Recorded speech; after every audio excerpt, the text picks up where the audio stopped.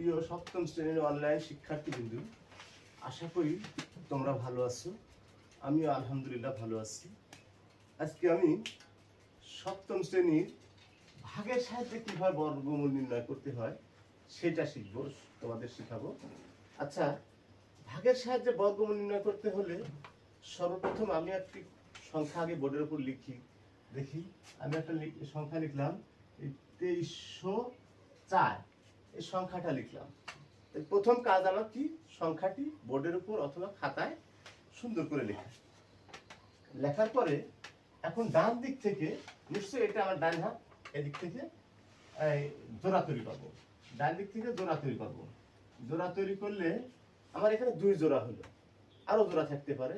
2 জোড়া হলে বামে 0 দিয়ে জোড়া তৈরি করলে হবে, না করলেও সমস্যা নেই। আচ্ছা, জোড়া তৈরি করার পরে এখন আমাদের প্রথম জোড়া কত হয়েছে? 23। যাই হোক, একটু জোড়া তৈরি করার পরে আমরা একটু তার আগে খাড়া দাগ দেবো। ডান দিকে একটা খাড়া দাগ দেওয়ার পরে প্রথম জোড়া আমাদের কত হয়েছে? 23। 23 এর চেয়ে ছোট এবং 23 এর কাছাকাছি বর্গ সংখ্যা কত? 16। এই 23 এর কাছাকাছি বর্গ সংখ্যা 16। যদি আরেকটা বর্গ সংখ্যা নিই 25, সেটা কিন্তু 23 এর বড় হয়ে যাবে, তাই সেটা নিলে কিন্তু হবে না। আবার 16 এর চেয়ে ছোট নিলেও হবে না, কাছাকাছি হতে হবে।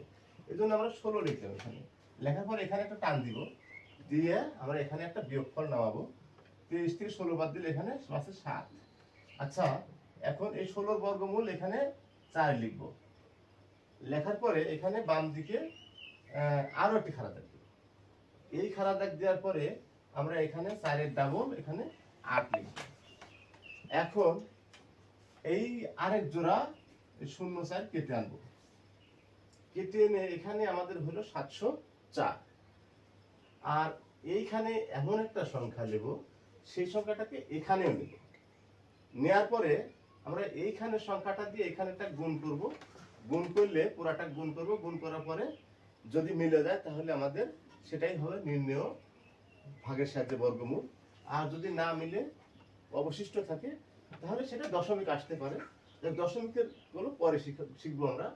এখন আমরা দেখি, তাহলে এখানে আমি দেখছি এখানে যদি 8 নেই, এখানে যদি 8 নেই, তাহলে দেখো 8 8 64, 4 হাতে 6, তাহলে আবার 8 8 64 আর হাতে 6 70।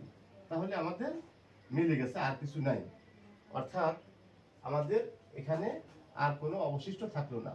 যদি অবশেষ না থাকে তাহলে এইটাই আমাদের নির্ণেয় বর্গমূল। সুতরাং ওই সংখ্যাটির নির্ণেয় বর্গমূল